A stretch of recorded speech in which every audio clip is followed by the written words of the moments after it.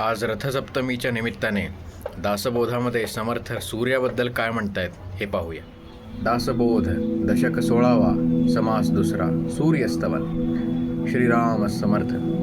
धन्य धन्य हा सूर्यवंश सकळ वंशामध्ये विशेष मार्तंड मंडळाचा प्रकाश भाकला भूमंडळी श्रीराम. सोमांगी आहे लांछन पक्षा एक होय क्षीण रविकिरण फाकता आपण कळाहीन होये श्रीराम.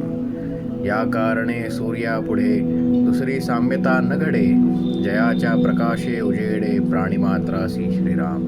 सूर्याचे अधिष्ठान डोळे डोळे नसता सर्व आंधळे या कारणे काहीच नसले सूर्ये वेण श्रीराम.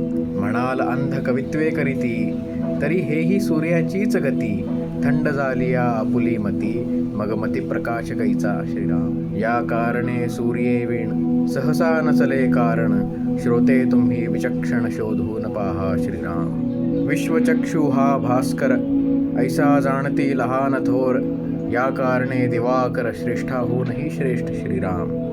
अपार नभमार्ग क्रमणे ऐसेची प्रत्यही येणे जाणे या लोकोपकारा कारणे आज्ञा समर्थाची श्रीराम. ऐसा हा सविता सकळांचा पूर्वज होय रघुनाथाचा अगाध महिमा मानवी वाचा काय म्हणून वर्णावी श्रीराम. रघुनाथाचा समुदाव तेथे गुंतला अंतर्भाव म्हणून वर्णिता महत्व वाक दुर्बळ मी श्रीराम. सकळ दोषाचा परिहार करिता सूर्यास नमस्कार स्फूर्ती वाढे निरंतर सूर्यदर्शन घेता. इति श्री दासबोधे गुरुशिष्य संवादे सूर्यस्तवन नाम समास दुसरा.